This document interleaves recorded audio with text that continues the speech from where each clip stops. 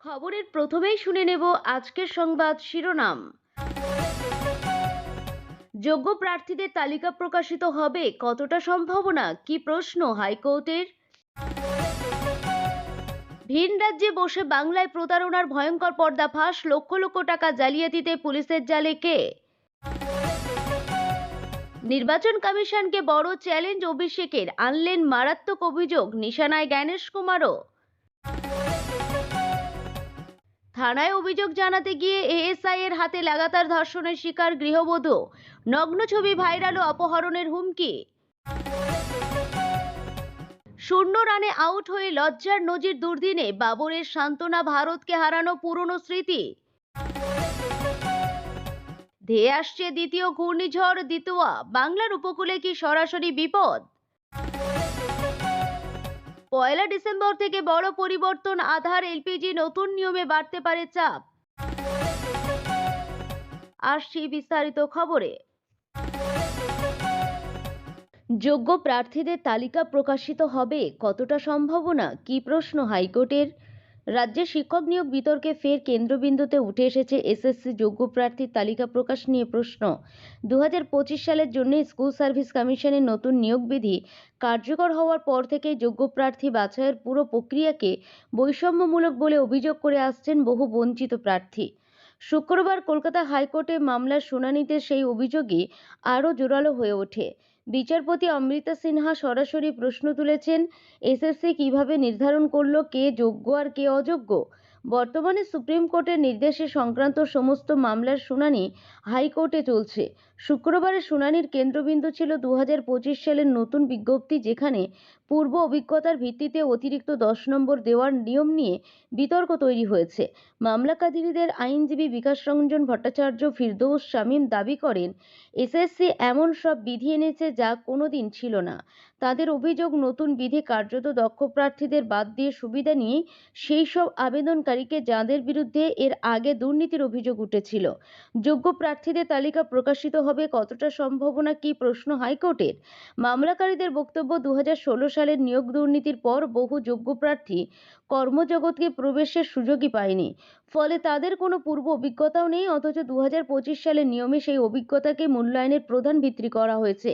তাদের কথায়, যাদের বিরুদ্ধে অনিয়ম ছিল তারাই আবার অতিরিক্ত নম্বরের সুবিধা পাচ্ছেন, অথচ প্রকৃত যোগ্যদের কোনো সুযোগ দেওয়া হয়নি। ফলে এসএসসি যোগ্য প্রার্থীর তালিকা প্রকাশ না হওয়ায় স্বচ্ছতার অভাব নিয়ে প্রশ্ন উঠছে।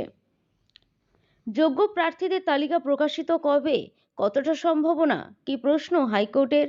মামলাকারীরা আদালতকে স্মরণ করিয়ে দেন সুপ্রিম কোর্টের নির্দেশ, যাদের বিরুদ্ধে আগে অনিয়ম বা দুর্নীতির অভিযোগ আছে তারা কোনোভাবে নতুন নিয়োগে অংশ নিতে পারবেন না। সেই নিয়ম প্রতিবন্ধী প্রার্থীসহ সবার ক্ষেত্রেই প্রযোজ্য। কিন্তু অভিযোগ, এসএসসির সেই নির্দেশ মানেনি, যোগ্য অযোগ্যদের পৃথক তালিকাও প্রকাশ করা হয়নি, যা পুরো নিয়োগ প্রক্রিয়া নিয়েই সন্দেহ তৈরি করছে। অন্যদিকে রাজ্যের অ্যাডভোকেট জেনারেল কিশোর দত্ত আদালতে দাবি করেন, মামলাকারীরা নিজেদের মতো করে 2025 সালের নিয়ম ব্যাখ্যা করছেন। তাঁর কথায়, নতুন বিধি পুরোপুরি সুপ্রিম কোর্টের নির্দেশ মেনে তৈরি হয়েছে, কিন্তু আদালত এই ব্যাখ্যায় সন্তুষ্ট হয়নি।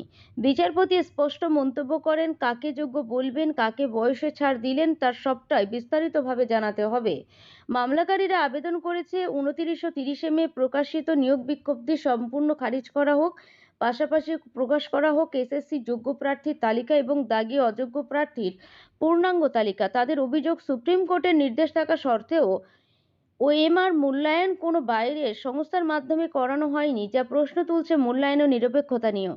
হাইকোর্ট শুক্রবার কোনো চূড়ান্ত নির্দেশ দেয়নি, তবে আদালত জানিয়েছে আগামী সোমবার রাজ্য সরকার ও এসএসসি নিজেদের অবস্থান বিস্তারিতভাবে জমা দেবে। পরবর্তী শুনানিতে স্পষ্ট হবে 2025 সালের নতুন নিয়োগ বিধি বহাল থাকলে নাকি আরও নতুন করে প্রক্রিয়া শুরু হবে। রাজ্যের শিক্ষক নিয়োগের দীর্ঘস্থায়ী বিতর্কের মধ্যে এসএসসি যোগ্য প্রার্থী তালিকা প্রকাশ সংক্রান্ত এই প্রশ্নই এখন কেন্দ্রীয় ইস্যু হয়ে উঠছে। লক্ষাধিক প্রার্থীর ভবিষ্যৎ নির্ভর করছে আগামী সপ্তাহের শুনানির উপর। ভিন রাজ্যে বসে বাংলায় প্রতারণার ভয়ঙ্কর পর্দাফাঁস, লক্ষ লক্ষ টাকা জালিয়াতিতে পুলিশের জালে কে। মধ্যপ্রদেশে ঘাটিগেড়ে থেকে অনলাইন শেয়ার ট্রেডিংয়ের প্রলোভন দেখিয়ে বাংলার লোকেদের সঙ্গে চালানো হচ্ছিল আর্থিক প্রতারণা। তবে অবশ্য নিস্তার মেলেনি। প্রায় ২৭ লক্ষ টাকা প্রতারণার অভিযোগে তদন্তে নেমে পূর্ব বর্ধমানের গুসকরা ফাঁড়ির পুলিশ মধ্যপ্রদেশ থেকে প্রতারক যুবককে গ্রেপ্তার করে বাংলায় নিয়ে এসেছে। ধৃতের নাম রাজ সোলাঙ্কি। প্রতারিত হওয়া গুসকরার বাসিন্দা অরিন্দম মুখোপাধ্যায়ের অভিযোগের ভিত্তিতে এই গ্রেপ্তারি বলে পুলিশ জানিয়েছে। ট্রানজিট রিমান্ডে নিয়ে গুসকরা ফাঁড়ির পুলিশ বৃহস্পতিবার ধৃতকে বর্ধমান আদালতে পেশ করে বিচারক তাকে ৫ দিনের পুলিশি হেফাজতের নির্দেশ দিয়েছেন। ধৃতকে জেরা করে পুলিশ প্রতারিতদের টাকা উদ্ধার সহ পুরো প্রতারণা চক্রের সন্ধান পাওয়ার চেষ্টা চালাচ্ছে। পুলিশ সূত্রে জানা গেছে, অরিন্দম মুখোপাধ্যায় দায়ের করা অভিযোগ অনুযায়ী গুসকরা ফাঁড়ির পুলিশ তদন্তে নামে। অরিন্দম বাবু পুলিশকে জানান, গত বছরের ফেব্রুয়ারিতে তার ফোনে অনলাইন শেয়ার ট্রেডিংয়ের প্রস্তাব আসে। একটি সংস্থার নাম করে এক মহিলা ব্রোকার টেলিগ্রামের মাধ্যমে তার সঙ্গে যোগাযোগ শুরু করেন। অ্যাকাউন্ট খোলা থেকে শুরু করে টাকা লেনদেন সংক্রান্ত পুরো বিষয়টিতে ওই মহিলা নির্দেশ দিতেন। সেই নির্দেশ মতো প্রথমে ৫০,০০০ টাকা জমা করার পর দিন অরিন্দম বাবু ব্যাংকের মাধ্যমে ৫,০৪০ টাকা লাভ্যাংশ পান। এতে ভরসা তৈরি হলে অরিন্দম বাবু ধাপে ধাপে মোট ২৭,১০,০০০ টাকা বিনিয়োগ করেন। এরপরেই আসল খেলা শুরু করে প্রতারকরা। অরিন্দম বাবু যখন লাভ্যাংশ তুলতে যান, তখন তাকে জানানো হয় ২৪,১৮৬ মার্কিন ডলার ট্যাক্স বাবদ তাঁকে দিতে হবে। অরিন্দম বাবু এই প্রস্তাব অস্বীকার করতেই তাকে সমস্ত প্ল্যাটফর্মে ব্লক করে দেয় ওই সংস্থা। এমনটা হতেই ঘুম ওড়ে অরিন্দম মুখোপাধ্যায়ের। প্রতারণার শিকার হয়েছে বুঝতে পেরে অরিন্দম বাবু পুলিশের দ্বারস্থ হন। তদন্তে নেমে পুলিশ কর্তারা এক প্রকার নিশ্চিত হন এটি বড়সড় একটি আন্তঃরাজ্য প্রতারণা চক্রের কাজ। সেই মতো প্রস্তুতি নিয়ে মধ্যপ্রদেশের ইন্দোরে অভিযান চালিয়ে পুলিশ চক্রের অন্যতম পান্ডা রাজ সোলাঙ্কিকে পাকড়াও করে। নির্বাচন কমিশনকে বড় চ্যালেঞ্জ অভিষেকের। আনলেন মারাত্মক অভিযোগ, নিশানায় জ্ঞানেশ কুমারও। তৃণমূল কংগ্রেসের সর্বভারতীয় সাধারণ সম্পাদক অভিষেক বন্দ্যোপাধ্যায় নির্বাচন কমিশনের বিরুদ্ধে নির্বাচিত তথ্য ফাঁসের অভিযোগ তুললেন। তিনি দাবি করেন, পশ্চিমবঙ্গে এসআইআর সংক্রান্ত সকল সিসিটিভি ফুটেজ এবং প্রমাণ অবিলম্বে প্রকাশ করা হোক। অভিষেক এক্স হ্যান্ডেলে পোস্ট করে কমিশনের বিরুদ্ধে নির্লজ্জ মিথ্যাচারের অভিযোগ আনেন। তিনি বলেন, কমিশন উদ্দেশ্য প্রণোদিত ফাঁসের আড়ালে লুকিয়ে রয়েছে। যখন তারা মিথ্যা দাবি করছে যে তৃণমূল অভিযোগ খণ্ডন করা হয়েছে। তিনি আরও যোগ করেন, যদি কমিশন সত্যিই স্বচ্ছতায় বিশ্বাস করে, তবে তাদের উচিত খণ্ড খণ্ড তথ্য প্রকাশ না করে সমস্ত সামগ্রী জনসমক্ষে আনা। অভিষেক বলেন, নির্বাচন কমিশন ইচ্ছাকৃতভাবে নির্বাচিত তথ্য ফাঁস করছে। এই দাবিগুলি শুধু বিভ্রান্তিকর নয়, এগুলি নির্লজ্জ মিথ্যাচার। তিনি নির্বাচন সংস্থাকে অবিলম্বে সম্পূর্ণ সিসিটিভি ফুটেজ এবং প্রতিটি প্রমাণ প্রকাশের দাবি জানান, যা উদ্দেশ্য প্রণোদিত ফাঁসের আড়ালে লুকিয়ে রয়েছে। অভিষেকের সাফ কথা, এর চেয়ে কম কিছু তাদের অসৎ উদ্দেশ্যকে উন্মোচন করে। অভিষেক জানান, তৃণমূল কমিশনের কাছে ৫টি মৌলিক প্রশ্ন রেখেছে এবং উত্তর দিতে কমিশন যতদিন খুশি সময় নিতে পারে। তিনি আরও বলেন, তাদের কাছে যথেষ্ট ডিজিটাল প্রমাণ রয়েছে যা প্রমাণ করে যে কিভাবে কমিশনের বর্ণনারোপিত বানোয়াট ফাঁসের মাধ্যমে বিকৃত করা হয়েছে। কমিশনকে সতর্ক করে বন্দ্যোপাধ্যায় বলেন, পশ্চিমবঙ্গ এবং তৃণমূলের সঙ্গে লড়াই বেছে নেওয়ার আগে দুবার ভাবুন। মুখ্য নির্বাচন কমিশনার জ্ঞানেশ কুমারকে নাম না করে তিনি বলেন, আমি আপনার হতাশা বুঝতে পারছি মিস্টার এসআইআর কিন্তু তথ্য সুবিধার জন্য বাঁকে না। যদি গল্প ফাঁস করার জন্য শক্তি থাকে, তবে 5টি সহজ প্রশ্নের উত্তর দিতে সেই শক্তিকে অবশ্যই পুনর্বিবেচনা করা যেতে পারে। আপনার সময় এখন শুরু হচ্ছে। তৃণমূলের এই কঠোর অব্যবস্থা এমন সময় এলো যখন টিএমসির এক প্রতিনিধি দল দিল্লিতে নির্বাচন কমিশনের ফুল বেঞ্চের সঙ্গে দেখা করে অভিযোগ করে যে রাজ্যে এ পর্যন্ত ৪১টি এসআইআর সংক্রান্ত মৃত্যুর ঘটনা ঘটেছে, যার মধ্যে 4 জন বুথ লেভেল অফিসার রয়েছেন। তৃণমূল জানিয়েছে, অনেকে তীব্র কাজের চাপের কারণে মারা গেছেন, কিছু ক্ষেত্রে অমানবিক সময়সীমা এবং প্রায় অবিরাম প্রশাসনিক চাহিদার কারণে আত্মহত্যার পরিচিত হয়েছেন। তৃণমূল নেতারা দিল্লিতে কমিশনকে জানান, বিএলওদের অপর্যাপ্ত প্রশিক্ষণ, সীমিত সহায়তা এবং তাদের স্বাস্থ্যের প্রতি সামান্য উদ্বেগ ছাড়াই অসম্ভব কাজের চাপ নিতে বাধ্য করা হচ্ছে। তৃণমূলের দাবি, এসআইআর প্রক্রিয়া একটি প্রশাসনিক শাস্তির ব্যবস্থায় পরিণত হয়েছে, যা নির্বাচন প্যানেলের প্রধানের হাতে রক্ত লাগিয়ে দিয়েছে।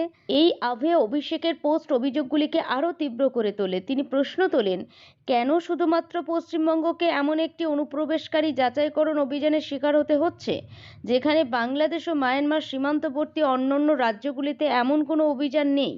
থানায় অভিযোগ জানাতে গিয়ে এএসআই এর হাতে লাগাতার ধর্ষণের শিকার গৃহবধূ, নগ্ন ছবি ভাইরাল ও অপহরণের হুমকি। বরানগর থানায় স্বামীর বিরুদ্ধে অভিযোগ জানাতে গিয়েছিলেন এক গৃহবধূ। অভিযোগ, কর্তব্যরত এএসআই সঞ্জীব সেন তদন্তের নামে তাঁকে ব্ল্যাকমেল করে লাগাতার ধর্ষণ করেন। বর্তমানে পুরুলিয়া পুলিশ লাইনে কর্মরত ওই এএসআই এর বিরুদ্ধে নগ্ন ছবি ভাইরাল ও মেয়েকে অপহরণের হুমকি দেওয়ারও অভিযোগ উঠেছে। নির্যাতিতা রবিবার থানায় লিখিত অভিযোগ দায়ের করেছেন। 0 রানে আউট হয়ে লজ্জার নজির, দুর্দিনে বাবরের সান্ত্বনা, ভারতের হারানোর পুরনো স্মৃতি।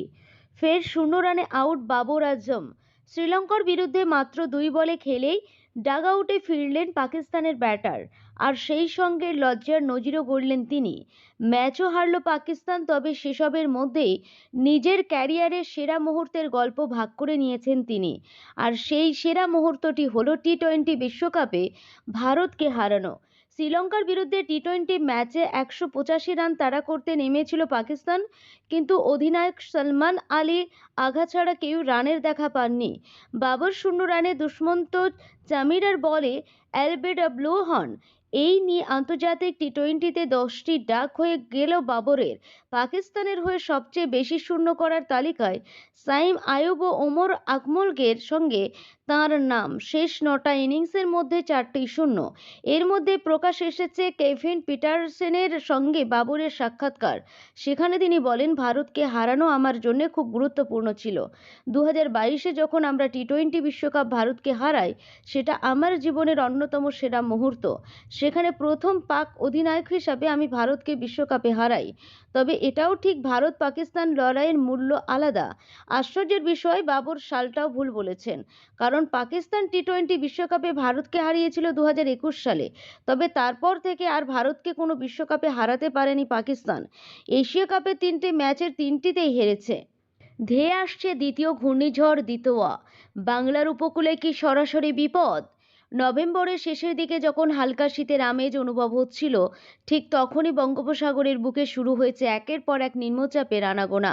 সম্প্রতি সেনিয়ারের পর এবার জন্ম নিয়েছে আরও একটি অতি শক্তিশালী ঘূর্ণিঝড়ের, যার নাম দেওয়া হয়েছে দিতোয়া। বর্তমানে দক্ষিণ পশ্চিম বঙ্গোপসাগর এবং শ্রীলঙ্কার উপকূলবর্তী সমুদ্রে এই গভীর নিম্নচাপটি তৈরি হয়েছে। আবহাওয়া দপ্তরের পূর্বাভাস অনুযায়ী ঘূর্ণিঝড় দিতোয়া উত্তর থেকে উত্তর পশ্চিম দিকে অগ্রসর হচ্ছে। আগামী 30শে নভেম্বরের দিকে এটি উত্তর তামিলনাড়ু থেকে দক্ষিণ অন্ধ্রপ্রদেশ উপকূলবর্তী অঞ্চলে আছড়ে পড়তে পারে।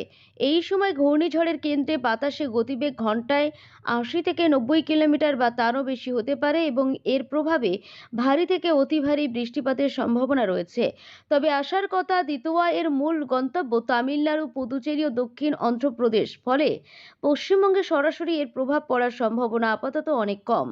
যদিও আবহাওয়া অফিস জানিয়েছে, ঘূর্ণিঝড় সেনিয়ারের প্রভাবে পশ্চিমবঙ্গে তাপমাত্রা কিছুটা কমতে পারে এবং আবহাওয়ার পরিবর্তন দেখা যেতে পারে। তবে এই মুহূর্তে রাজ্যের উপকূলে ঝড়ের সরাসরি প্রভাব পড়ার কোনো সম্ভাবনা নেই। উপকূলবর্তী এলাকার মানুষ এবং মৎস্যজীবীদের সতর্ক থাকার পরামর্শ দেওয়া হচ্ছে, কারণ বঙ্গোপসাগরে ঘন ঘন নিম্নচাপের কারণে ঝোড়ো বাতাসের বৃদ্ধি, অতিরিক্ত বৃষ্টিপাত এবং জলোচ্ছ্বাসের ঝুঁকি বাড়ছে।